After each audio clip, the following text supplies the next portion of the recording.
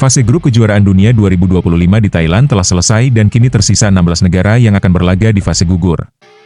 Tidak banyak kejutan terjadi, hampir semua tim unggulan peserta VNL selamat dari babak grup.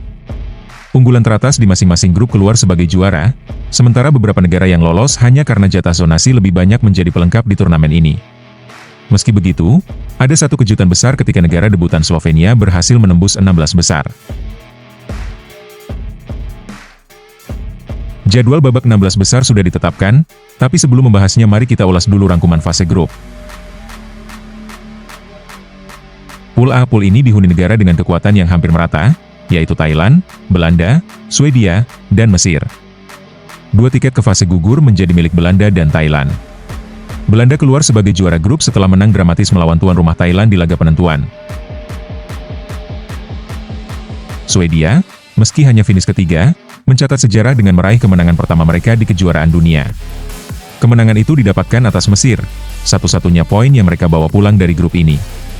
Mesir yang datang sebagai wakil Afrika justru tampil mengecewakan. Bintang yang paling mencuri perhatian adalah Isabella Haak. Walaupun Swedia kesulitan menang, Haak selalu keluar sebagai top skor di tiap laga dan menutup fase grup sebagai pencetak poin terbanyak sekaligus best attacker. 95 poin dibuatnya seorang diri dan akurasi serangannya mencapai 47%. Isabella Haak sudah cukup membuktikan diri sebagai superstar.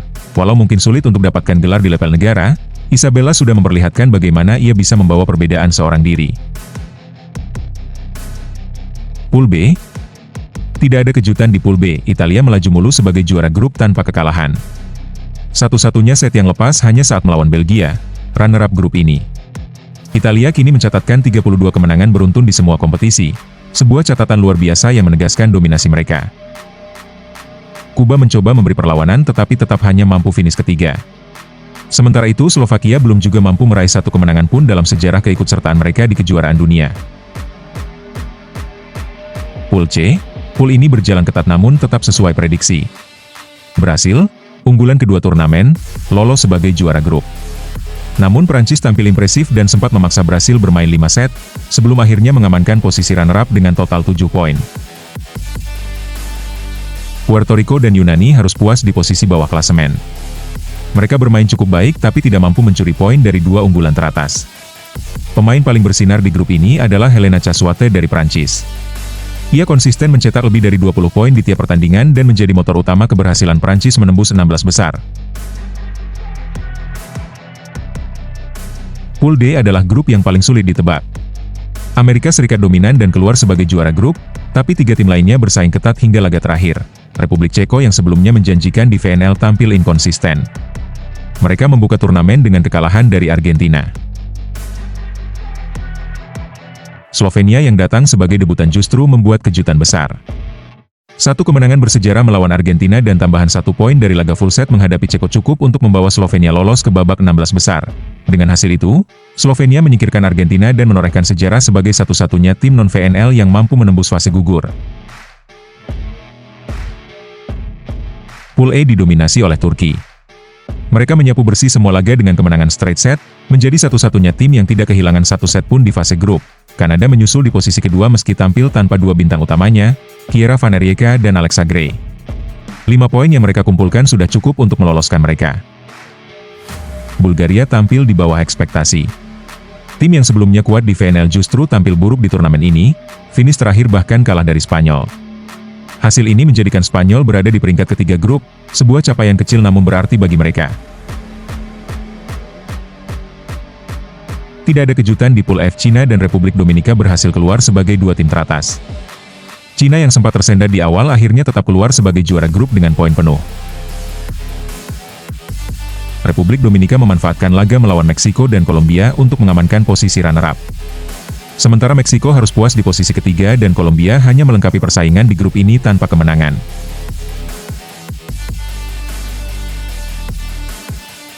Pool G menghadirkan persaingan paling seru dalam perebutan posisi juara grup. Jerman dan Polandia sama-sama tampil ngotot karena keduanya sadar, siapapun yang kalah harus berhadapan dengan Italia, tim yang sejauh ini belum terkalahkan. Pertemuan keduanya di laga terakhir menjadi duel paling menegangkan, berlangsung ketat hingga set kelima. Pada akhirnya, Polandia berhasil keluar sebagai juara grup setelah menutup laga penentuan dengan kemenangan dramatis di set kelima. Kekalahan ini membuat Jerman harus puas di posisi kedua dan bersiap menghadapi lawan berat, yaitu Italia, yang sempat menyingkirkan mereka di babak perempat final VNL lalu.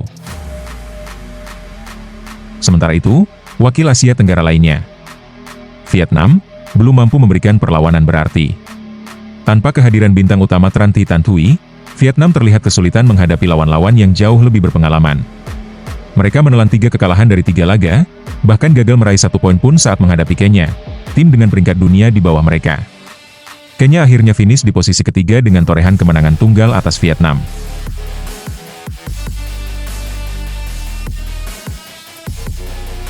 Pool H menjadi salah satu grup paling menarik perhatian karena diisi oleh juara bertahan.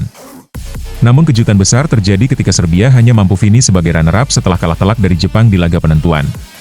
Serbia dipaksa menyerah dalam 4 set, sebuah hasil yang cukup mengejutkan melihat status mereka sebagai penguasa 2 edisi terakhir kejuaraan dunia.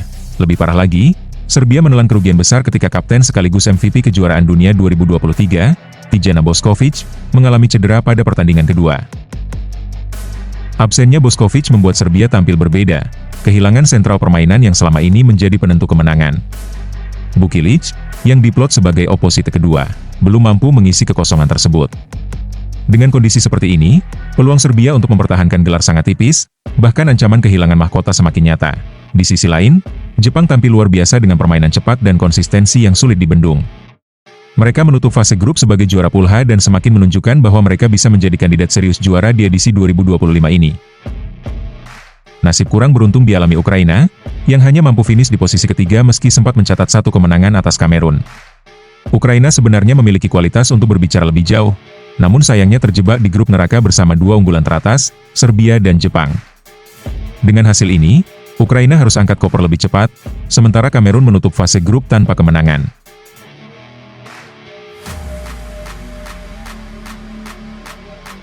Jadwal dan drawing 16 besar, drawing kejuaraan dunia ini sedikit agak aneh, di mana negara dari grup yang sama bisa kembali bertemu di 8 besar. Tapi ini keputusan panitia. Babak 16 besar akan dimulai tanggal 29 Agustus dan berakhir 2 September dengan 2 pertandingan setiap harinya, di mana pertandingan pertama akan berlangsung pukul 18 dan pertandingan kedua pukul 21.30. Pertandingan pertama akan mempertemukan juara Pool A Belanda melawan juara bertahan Serbia. Belanda bisa saja memberi kejutan di pertandingan ini, apalagi jika Tijana Bošković belum bisa dimainkan. Pertandingan kedua akan menampilkan tuan rumah Thailand melawan juara Pool H Jepang. Thailand mungkin saja bisa memberikan kejutan. Terlebih mereka bermain di depan ribuan pendukungnya. Sebagian besar pemain Thailand bermain di Liga Jepang, sehingga secara individu para pemain yang akan berlaga di pertandingan pertama ini sudah saling memahami. Di hari kedua, 30 Agustus, tim tak terkalahkan sekaligus unggulan pertama turnamen, Italia, akan meladeni tantangan Jerman. Jerman akan kembali mencoba peruntungannya setelah kalah di 8 besar VNL. Pertandingan kedua ada Polandia melawan Belgia. Secara matematis, tidak ada alasan bagi Polandia untuk kalah di match ini. Di hari ketiga, 31 Agustus, match berimbang akan tersaji antara Cina melawan Prancis.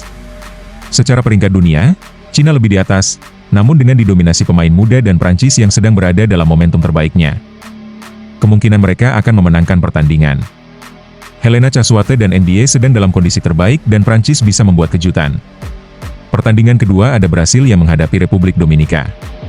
Brasil belum menunjukkan celah untuk dikalahkan oleh tim selain Italia. Di hari terakhir, 1 September, Amerika Serikat akan melawan tetangganya Kanada. Secara kualitas, Amerika masih diunggulkan kendati datang dengan skuad muda. Kanada tanpa Van Rijeka masih sulit di babak ini. Turnamen akan ditutup dengan pertandingan Turki melawan negara debutan Slovenia. Pertandingan ini kemungkinan akan berjalan satu arah, dan Turki akan mempertahankan rekor kemenangan straight set di kejuaraan ini.